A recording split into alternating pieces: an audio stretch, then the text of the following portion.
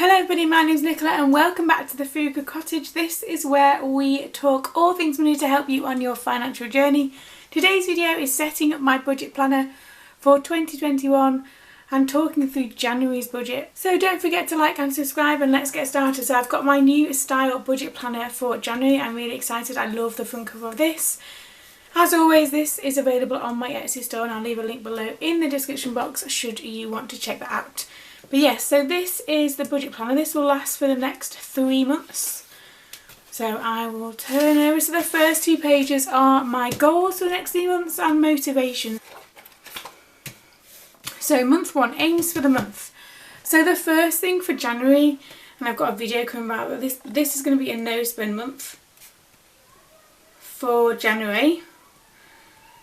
And that's just because I have, December is always really expensive and I'd like to kind of do a bit of a reset of our finances, have a good start to the year in terms of spending and not spending, and kind of get myself on track for the rest of the year. I also want to put in, again, these are different numbers and I'll explain a bit later. So £500 to investments, £100 as an overpayment. And then we'll see, January is a really quiet month, so we don't have any one-off expenses as at the moment anyway. I can't think of any. So that's always good. And then a no spend day aim for this is 20. My no spend day aim is always 20. So no spend month, £500 into investments and £100 as an overpayment. You'll see that they're slightly different numbers to previous, but I will explain about that towards the end as I explain why I'm changing our budget slightly. So if I move across, this is the monthly budget page. And what I'm going to fill in, our variable expenses. So we now have 6. If you've seen my cash envelope set up for 2021, and I'll leave a link below to that, you'll know that I now have 6 variable expenses to use for those. So the first one is food. And for January, that's back down. I'm going to put it down to £270 for the month. I think that should be good for us. We've got kind of leftover things in the freezer and we've got kind of just lots of bits and pieces, and I want to kind of get back to basics. I kind of feel like November and December were months where food budget was quite high, food spends were quite high, and I feel like I'm going to say this a lot, but I think that January for me is going to be a back to basics month as well as a no spend month. So food, petrol as always £120.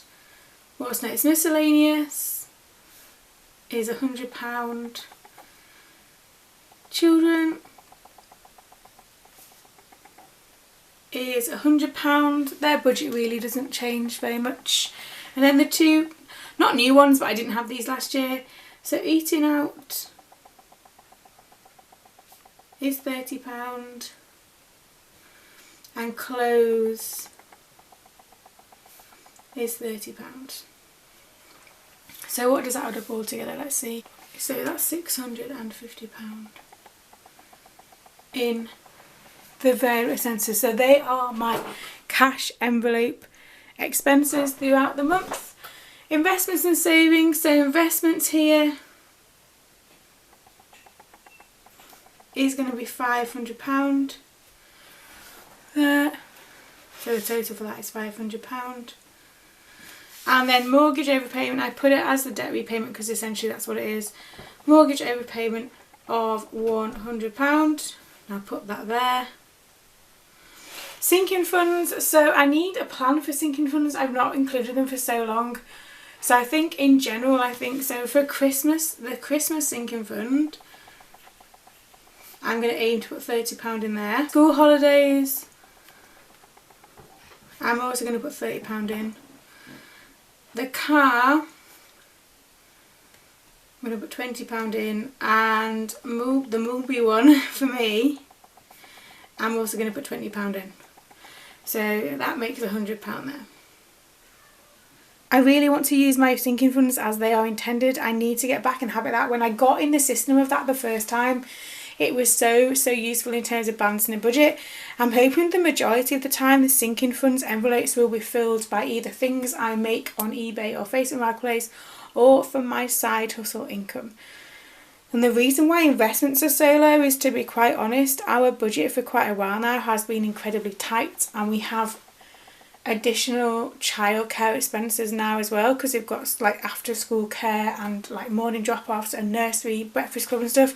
Just because we can't physically be there to drop them off at the time they need to be, both of them need to be in additional things, which is obviously going to bump up our budget. So we've had to kind of take not like a huge step back, but instead of it being £700 a month for at least the first 2 months, our investments are just going to be £500 while we figure out our new kind of budget, where we feel like how we've got used to it means that we can maybe make more changes in that. But at the moment it just needs a bit of a rebalance, and it's been a bit of a juggling act recently anyway, so I feel like I'm just taking the pressure off just that tiny bit there in terms of the bigger numbers. So if I turn, so I've done the monthly budget, if I turn over, so this is how I'm going to track the sinking funds. I do need to get in the habit of doing that again. I just kind of, once I'd stopped using my cash envelope system back in March, and then I kind of picked it up again back in October, but because I'd not used it for so long, things just didn't kind of click particularly back into place quite as well as I thought they would have done. So sinking funds are definitely back on for this, and if you've not watched the video, I'll leave a link below to my sinking funds for 2021 so that you know what I'm talking about. So that's that. Let's turn over. So my no spend aim for January is 20, and I colour these in. Yes is normally yellow, which is this colour in mine, and no tends to be this colour. I'll leave a link to these if you want me to below, just from Amazon. So that's 20, and then obviously I can't fill in any of these yet because it's not time for that yet, so I kind of just get through. So in the budget planner you get like a weekly expense tracker with aims for the week, and then you get a check-in page, so you kind of think about, you look at what you've spent, how many no spend days you've got, any extra income you've made, and kind of overall thoughts on the week, how it went, what didn't go well, all that kind of stuff. I like the check-in page particularly, so we'll go through all of these. So extra income. So this is where I'm hoping that the sinking funds aspect will be done.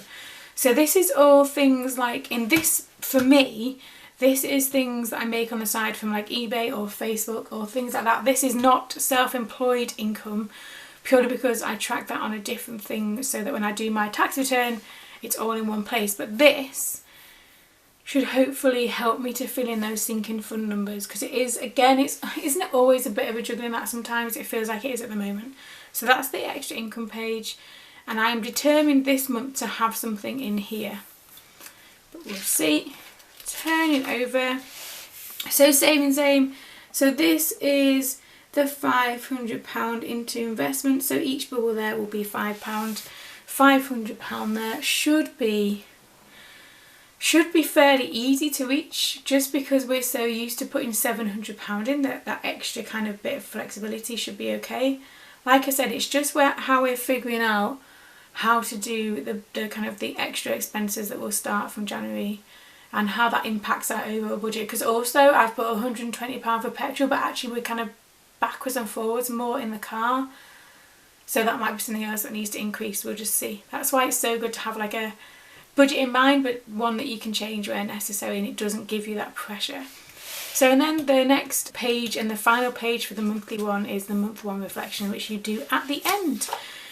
So I've explained pretty much why we've changed our budget to be less, and we are still aiming for fire and all that jazz. It just, our household income is so low, or if, you know, compared to all these things that I read where they earn so much more, that sometimes, you know, you do have to be more flexible and just change things so that it works for you, and that's what we're finding we're having to do. So the aims for January is half a no spend month, £500 into investments, £100 into overpayment. Keeping up the overpayment for me is quite important. Being mortgage free is part of our journey, so we need to continue that. And then just see how that goes, see how we get on, see what kind of happens this month, and see if, you know, when we get to the end of the month and I'll reflect on how it's gone, then I can see if I can make any changes or need to change kind of these categories in terms of do they need to be less or more and all that kind of stuff, and we'll see. But that is my setup for January 2020 in my lovely new budget planner that, like I said, is available on my Etsy store. And that's it. Are you all set up for January? How's your budget looking for the month ahead? I always feel like January is such a good time for like a reset and a restart and kind of just having a bit of a refresh of things, and I can't wait to get started. As always, thanks for watching. Let me know down below how you're getting on, and don't forget to like and subscribe, and I will see you again very soon.